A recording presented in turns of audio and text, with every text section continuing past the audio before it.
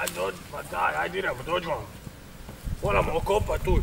Aj makni se tamo, mak se. Pa nemoj mi tu lerat po bašći, viš što sam kupus posadio, sad moram, mak se tamo. Ma šta?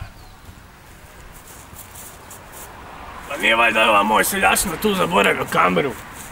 Pa sad je snimao malo prije. Joj, pa upću ga majke moje živane.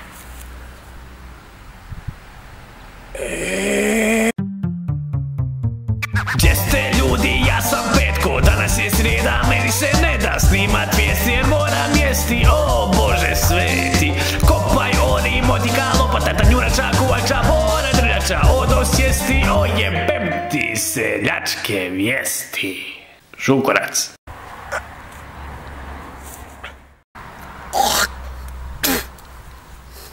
Gdje ste ljudi, moje ime je Petko, a danas je srijeda i dobrodošli u seljačke vijesti.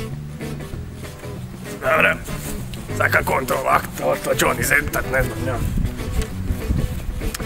Za sve koji ne znaju, ja sam vam čača od onog malog Dumija što vam snima ove KDV i to, znate vi njega.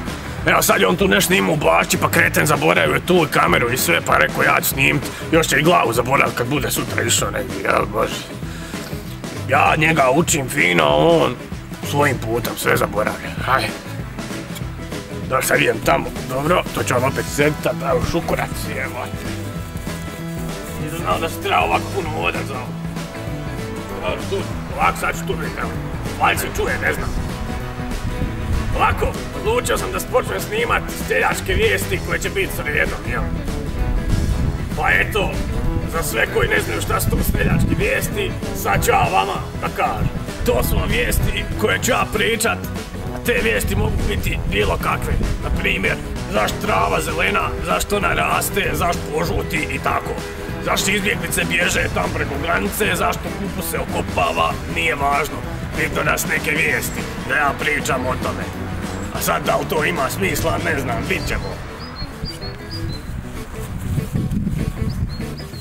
Dobro, sad moram, šta je sad? Dobro, još snimam, ja mislim prestano snimat. Tehnologija, mogu i o tehnologiji da pričam, kak je sve to ošlo u kurac. Prije je bilo fino, imaš samo televizor crno-bijelu i to je to. Nema ništa, imaš jedva i fenjer, nisi imao ni svijet po fenjerima. Evo ovako, današnja tema će da bude... Petko! Šta hoćeš, žena? Hajde, ručak je gotov! Skuvala sam grah, hajde! Šta? Grah skuvala?